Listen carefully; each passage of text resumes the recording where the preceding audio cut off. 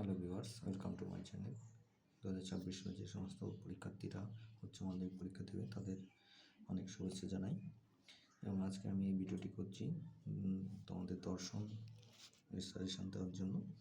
এটা আমি অধ্যায় ভিত্তিক করেছি। তোমাদের এবছর যে গুরুত্বপূর্ণ প্রশ্ন দর্শনে আসার মতো সেই প্রশ্নগুলোই আমি শুধু রেখেছি, একটু ভালো করে দেখো। আর যদি ভিডিওটি ভালো লাগে তাহলে অবশ্যই তুমি সাবস্ক্রাইব করবে এবং কমেন্ট বক্সে নিজের কমেন্টটা জানাবে। তাহলে দেখো, আমি সত্যাপেক্ষ বচন বা যুক্তি যেটা তোমাদের রয়েছে সেখান থেকে কিছু কোশ্চেন রেখেছি, একটু দেখে নাও। কখন একটি দ্বিপ্রাকল্পিক বচন মিথ্যা হয়? এটা আমি এক দাগে কোশ্চেন রেখেছি, তোমাদের খুবই গুরুত্বপূর্ণ প্রশ্ন। 2 দাগে দেখো, নিবেশন দৃষ্টান্ত কাকে বলে? এটাও খুব গুরুত্বপূর্ণ প্রশ্ন। তারপরে 3 বচন গ্রাহক কাকে বলে? 4 দাগে দেখো রেখেছি, বৈকল্পিক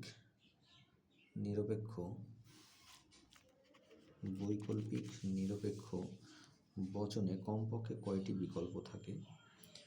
5 রেখেছি দেখো, যে যৌগিক বচনের সত্য সারণীর কতিপয় নিবেশন সত্য এবং কতিপয় নিবেশন মিথ্যা হয় সেই বচনটিকে কি বলে? 6 রেখেছি দেখো, 6 দাগে রয়েছে সত্যাপেক্ষ যুক্তি উদাহরণসহ সংজ্ঞা দাও। 7 ধ্রুবক অথবা স্থায়ী সংকেত কাকে বলে? উদাহরণ দাও।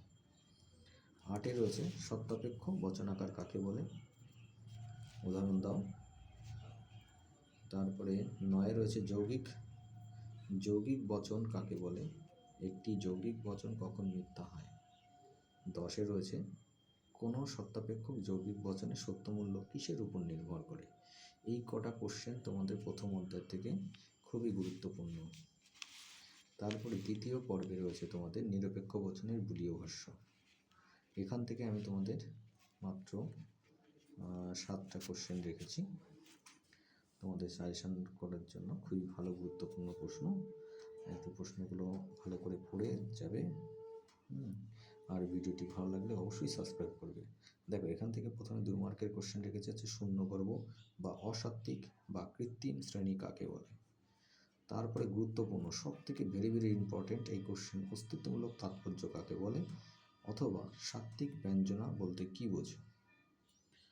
তারপরে গুরুত্বপূর্ণ প্রশ্ন রয়েছে পরিপূরক শ্রেণী কাকে বলে বা পূরক শ্রেণী কাকে বলে? এখান থেকে তোমাদের ভেনচিত্র দিতে পারে, বলতে পারে ভেনচিত্র করো বা বুলি ভাষ্য লেখো। সেরকম আমি 2টো এখানে বাক্য দিয়েছি, তোমরা একটু দেখে রাখবে। এখানে সকল এস হয় পি, এই বচনটির বুলীয় ভাষ্য কী হবে এবং ভেনচিত্র দেখাও। 5 নম্বরে রেখেছি সকল এস হয় অপি, এই বচনটির বুলীয় ভাষ্য কী হবে অথবা ভেনচিত্র দেখাও, এরকম বলতে পারে।